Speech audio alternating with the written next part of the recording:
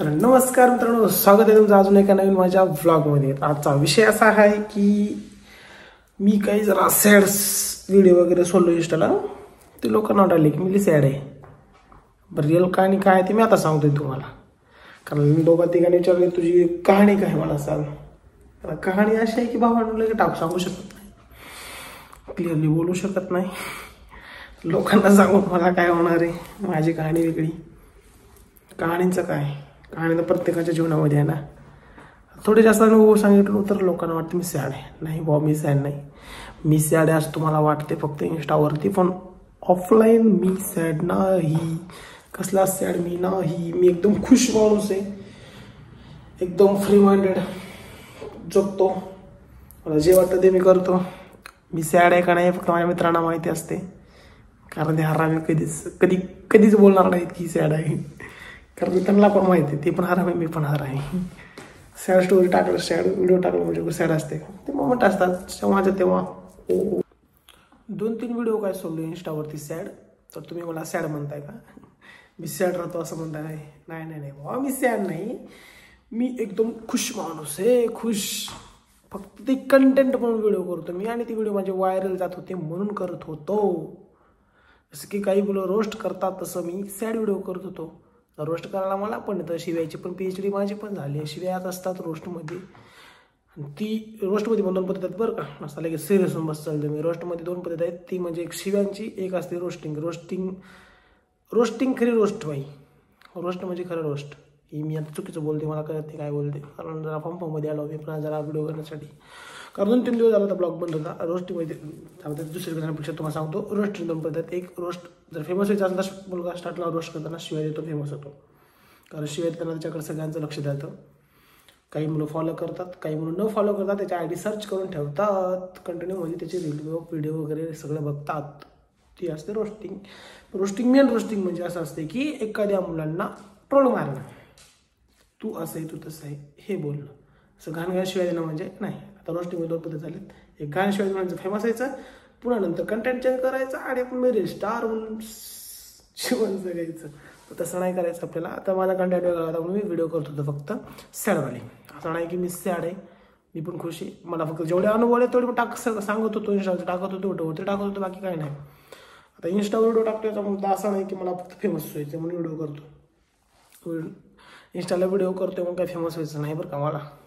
मला करमत आहे, मला आवड आहे, त्यामुळे मी इंस्टाला व्हिडिओ करतो, यूट्यूबला व्हिडिओ करतो। आता ब्लॉगिंगमध्ये जर मला फेमस व्हायचं असतं तर मी असं सांगतो की तुम्हाला फेमस व्हायचं असं तर माझ्याकडे असं काही मुलं आहेत, माझे मित्र आहेत, त्यांच्यासोबत राहून मी 1 महिन्यामध्ये फेमस होऊ शकतो। मग तसं फेमस व्हायचंच नाही ना का भाई, का म्हणजे लोकांचा सहारा घेऊन फेमस व्हायचं? म्हणजे आता ते मित्र मला म्हणणार नाहीत की तू माझ्यामुळे फेमस झाला, असे माझे मित्र आहेत ते, पण मला नाही व्हायचं ना तसं। मला असं वाटतं की मी खुश आहे, ब्लॉग करून खुश आहे, इंस्टा चालवून खुश आहे, लोकांकडून काय अपेक्षा ठेवायची मला? मी सोबत राहून त्याच्यावर खुश नाही। कोणी माझी व्हिडिओ बघून मला सॅड म्हणते, तर कोणी म्हणलं तुझ्या चेहऱ्यावर ते हसून नाही बोलते का भाई, माझ्या जीवनामध्ये काय बदल आहे? तुला काहीच नाही माहिती भावा। म्हणजे एक मित्र होता, ती मला म्हणतोय की तू लई सॅड व्हिडिओ बनवतोस। मी त्याला एकच बोललो, माझा कंटेंट आहे भावा, ते कंटेंट नाही बोलतो, कंटेंट काय बोलतो मला नाही, ते आहे। पण विषय असा आहे की ब्लॉगिंगमध्ये पण काही मला म्हणतात तुझे ब्लॉग लई भारी आहेत, कंटिन्यू करायचं। भाई कसं करायचं, कसं करायचं भाई? मला दाखवायचं होतं माझे मित्रपरिवाराला आवडत नाही की काही जणांना ब्लॉगिंगमध्ये यायला आवडत नाही, मग त्यांना ब्लॉगमध्ये यायला आवडत नाही म्हणजे काय मी त्याला सोडू? त्यामुळे एक बोलतोय भावानी, जसा मला व्हिडिओ बनवतो मी तसा बनवतोय। आता अनुभव जास्त भेटले, अनुभवावर जास्त बोलते, आणि तेच व्हिडिओ मी यूट्यूबला सोडते, तेच व्हिडिओ मी इंस्टाला सोडते। लोकांना असं वाटायला लागले की नाही याच्या जीवनामध्ये लई सॅड आहे, सॅड नाही वा, लई खुशी आहे मी। जर रिॲलिटीमध्ये सांगायलाच गेलो तर मी माझी जर रिॲलिटी तुम्हाला इंस्टावरती किंवा यूट्यूबवरती दाखवायला लागलो तर कमीत कमी 2 महिन्यामध्ये मी फेमस होऊ शकतो। पण माझ्यासोबतचे जे मित्र आहेत ते मोबाईल असा पुढे धरल्यानंतर अनकम्फर्टेबल फील करतात, जसं मी पहिलं करत होतो आता नाही करत, ते अनकम्फर्टेबल फील करतात। त्याच्यामुळे मी त्यांना नाराज न करण्यासाठी मी त्यांना व्हिडिओमध्ये घेत नाही, ब्लॉगिंगमध्ये घेत नाही। ते जर ब्लॉगिंगमध्ये असेल तर भाई 2 महिन्यामध्ये फेमस होतो, एवढी फीस गॅरंटी आहे, कारण आम्ही फक्त फनी आहे, आमची जर्नी, आमची लाईफ फक्त फनी आहे। असा बसलोय, ते जरी इथं असते आता तर मागून बोलले ऐ काय बोलतो रे तू, की या टाईपचे माझे मित्र आहेत भाऊ, मजाक नाही करत. ब्लॉगिंगचा मुद्दा म्हणजे असा आहे की ब्लॉग करणं म्हणजे मला पहिल्यापासून आवडते. 11-12 मी लातूरला होतो कॉलेजला, 2 वर्ष मी तेच काम केले. काय अभ्यासापासून दुर्लक्ष एक पहिली गोष्ट, दुसरी गोष्ट दुनियादारी, भांडण मारामारी कुठाने, मित्राचा भांडण झाले, चला पळाले गेले वाढणार, ह्याच गोष्टी केल्या भाई 2 वर्ष फक्त. कॉल आलता कॉल, हां असं काही कामाला बसलं की आठवण कॉल येतात बरं का. चला कुठं होतो मी, हां 11-12 ना, काय करतो तुम्हाला नाही माहिती, कारण कॉलवरती अशी गोष्टी बोललो की आता विसरून गेलो काय बोलाल तो. कॉल म्हणजे मित्राचाच होता, जरा टॉपिक वेगळा होता. दलिंदर मित्र आहेत माझ्या जीवनामध्ये, फक्त दाखवू शकत नाही. माझ्याकडे एकच असा मित्र आहे भावा, एक असा मित्र आहे माझ्याकडं जे ऑफलाईन आणि ऑनलाईन पण कायम साथ राहते बरं का. ती म्हणजे माझा भाऊ आझादचा भाऊ. आपला ही 11वीमध्ये आला होता आपल्यासोबत. पहिला ब्लॉग पण त्यासोबतच आहे आपला किल्लारीतला, तो किल्लारीतला आहे. किल्लारीतले पोरं सगळेच खरे टॉपचे आहेत, म्हणजे गावातले पण टॉपचे आहेत, पण यांना आवडत नाही रे दुसरं काय. यांना जर ब्लॉगिंग आवडत असताना भावा माझ्या गावातल्या मित्रांना तर मजाक नाही करत आतापर्यंत मी फेमस झालो असतो. अरे काय काय नाही आहेत भावा, सांगायला गेलं तर दिवस पुरायचं नाही, सांगायसाठी फील पण राहणार म्हणून सांगत नाही. ती जर सोबत असते ना म्हणजे असं ब्लॉगिंगमध्ये पण माझ्या, तर आदली खरंच फेमस असतो, मजाक नाही करत.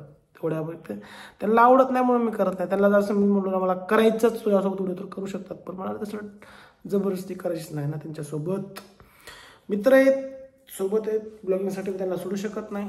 आता ब्लॉग करणं मला आवडते, त्यांना आवडत नाही. व्हिडिओ करणं मला आवडते, त्यांना आवडत नाही. पण जे खरं व्हा एक रिॲलिटी सांगतो तुम्हाला, ज्यांना व्हिडिओची खरंच आवड आहे, इंस्टाची आवड आहे किंवा ब्लॉग करायची इच्छा आहे, आता आजपासून चालू करा भावा. रील सांगतो, रील सांगतो भाऊ, आजपासून खरंच चालू करा. मी स्वतः मी 2 वर्ष 11वी-12वीचे जर ब्लॉगिंग कंटिन्यू केलो असतो तर आज मी रिअलमध्ये फेमस असतो. आणि भाई फेमस होण्यासाठी मी आज पण ब्लॉग करत नाही, पहिले पण माझ्या डोक्यामध्ये विचार नव्हता. ब्लॉग करण्याचा मुद्दा असा आहे की मला या गोष्टीमध्ये खरंच करमत आहे, मजाक नाही करत. आणि चुकून जर फेमस पण झालो तर इन्कम तर होणारच आहे ना. ट्राय करायला काय चालली भाई, आपल्याला आवड आहे ना तर करा. काय बसून काय करणार आहे बसून आपण, काही दुसरी एखादी जॉब आहे म्हणा, पुन्हा कॉलेज आहे म्हणा, ते करत ब्लॉगिंग करा, ते करत व्हिडिओ करा. आवड असेल तर करा म्हणतो मी, काही लगेच करा तुम्ही उठा असं नाही म्हणत. एक मुद्दा सांगतो तुम्हाला, खरंच मी आता व्हिडिओ करतो बरोबर, मी आता आजपासून करतोय, मग मला वाटते की फेमस झालो तर ठीक आहे, नाही झालं तर काही विषय नाही भाई. फ्युचरमध्ये मी जेव्हा काहीतरी माझं दुसरं पण असं ना माझ्या जीवनामध्ये, दुसरं पण काय माइंडसेटमध्ये आहेत पहिलंच, दुसऱ्या गोष्टी पण मी करणारच आहे. चायला शॅम्पू लावले भाई, केस कधी घालून जातात काय.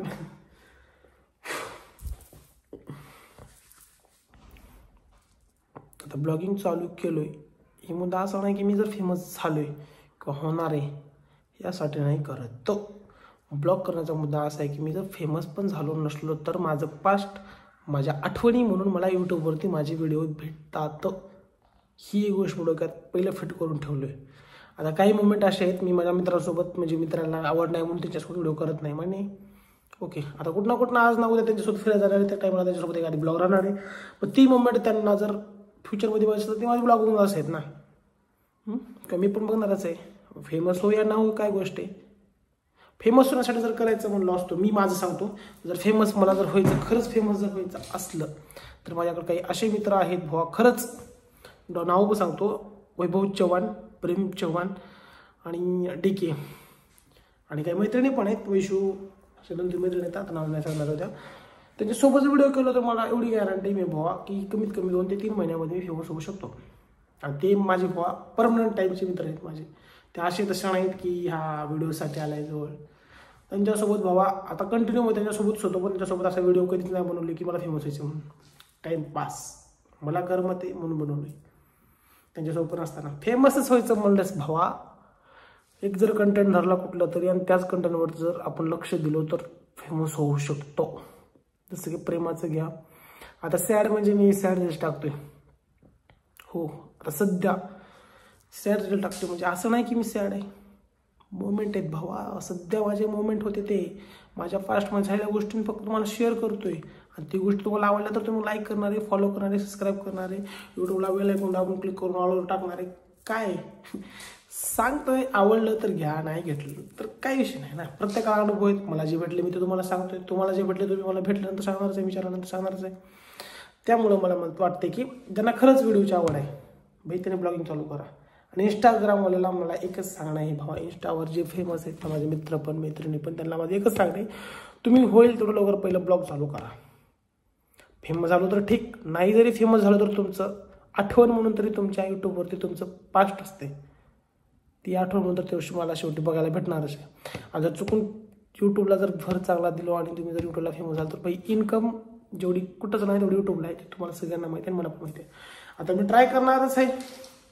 कशाला पैसे कमवायचा नाही वा, वय नाही रे, वय नाही तेवढं, अजून दाढी दिशी असली म्हणजे खाली वय वाटेल ग तुम्हाला.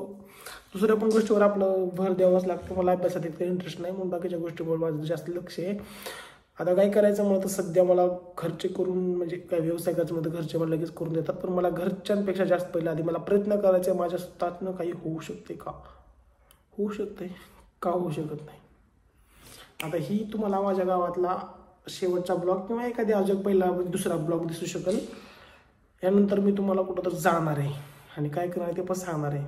हो, जे आहे ते मी क्लिअरली रे भाई, आपल्याकडनं फक्त क्लिअर बोलणं शोभते आपल्याला. असं ही भाई काही मित्र आहेत माझे, मी रिअल सांगतो माझी कहाणी.